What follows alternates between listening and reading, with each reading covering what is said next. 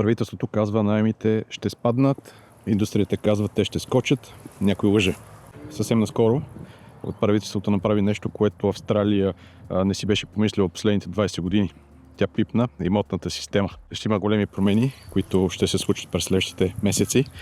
И ако си мислиш, това на мен не ме интересува, аз идвам в Австралия да работя, нямам нищо общо с инвеститори, имоти и така нататък. И чакай. Това е важно за теб, защото в това видео ще ти разкажа защо това касае пряко и хората, които нямат жилища тук и по какъв начин това ще е важно за теб, още в момента, в който кацнеш на летището. Поздрави от Слънчева Австралия, как си, как е да не ти до тук?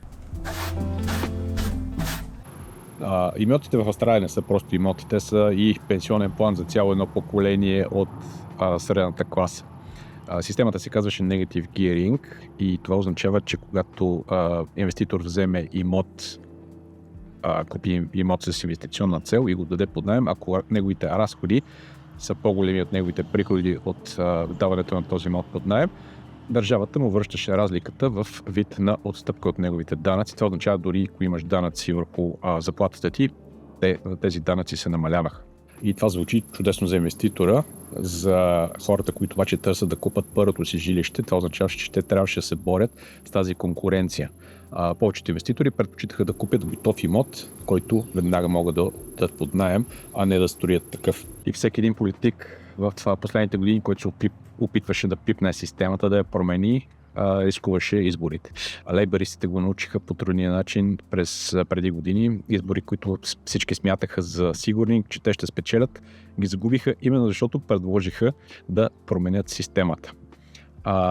Пазарът обаче стана толкова недостъпен, че за хората по 35 години е абсолютно недостъпен. Правителството реши, че сега политически е най-удобният момент да направят тази промяна, защото тези хора по 35 години те гласуват и те са доста в страната. На 12 май 2026 година правителството обяви 3 промени и макар и те всъщност да не са влезнали като закон, лейбъристите имат пълно мнозинство в парламента, така че най-вероятно това е само въпрос на време. Negative Gearing ще бъде валиден само за ново строителство. Вече построени сгради, построени имоти излизат от сметката. Второто нещо е Capital Gains Tax или данъкът, който се плаща при продажба на тези имоти.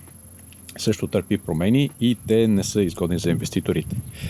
Третото нещо, тръстовете, една юридическа форма, която по-богатите семейства ползваха за да разпределят доходите си, също влизат в обсега на тези промени от 2028 година. Така че за тях също ще стане по-трудно. Спирам до тук, защото числата, които така важат, както и какво означава това за теб конкретно, съм ги описал в една статия в Patreon, така че ако това е тема, която те интересува, те съветвам да погледнеш, линк ще бъде в описанието на видеото. Зима си е, въпреки че гре слънцето си е студенешко. Се разходим малко, че да се стопля. И до тук беше контекстът. А сега от тук нататък следва темата, заради която направих това видео. По какъв начин те ще влияят на хората, които идват тук в Австралия. Ако ти си един от тях, това е важно за теб. Представи си, кацаш на летището в Пърт и първото нещо, което правиш, е търсиш да наемеш имот. Ти пристигаш в една среда, в която нямаш кредитна карта, нямаш кредитна история, нямаш препоръки, нямаш абсолютно нищо, започваш от абсолютната нула и влизаш на пазар, в който в момента vacancy rate е под 1%. Това означава, че за всеки имот, отдаден под наем, се борят десетки, ако не и стотици хора. Жестока е конкуренцията. Средният наем тук в Пърт в момента на жилище средно е около $750 на седмица. Сериозни пари. Как тези промени в Negative Gearing променят картината? Лесно е. От 12 май всеки нов инвеститор, който купи имот, вече не може да приспада загубите си от данъците. Това означава, че той трябва да прехвърли тази тежест върху някой друг. И кой е това? Това е наемателят. Така че тази тежест не изчезва, тя просто бъде преразпределена. Лесно е. И не искам да те плаша, но последния път, когато Negative Gearing беше отменено през 85-та, данъците скочиха. Това не беше единствената причина, разбира се, но е важно да го знаеш. Този път правителството казва, че е подготвено по-добре, така насърчено е новото строителство, направени са изключения в тези правила, обаче дали цените ще се покачат или ще спаднат е въпрос на време да видим.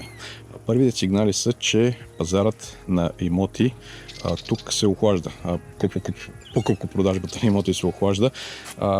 Ще видим как стоят нещата. Абонирай се за канала, защото ще те държа в течение. Тя какво правиш с тази информация? Ако си в България и те първо планираш, трябва да знаеш, че пазарът се мени, правилата се менят.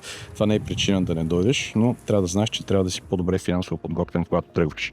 Ако вече си в Австралия с виза за постоянно пребиваване, трябва да знаеш, че новото строителство на практика това не го касае, така че това е една сфера, в която можеш да фокусираш вниманието си.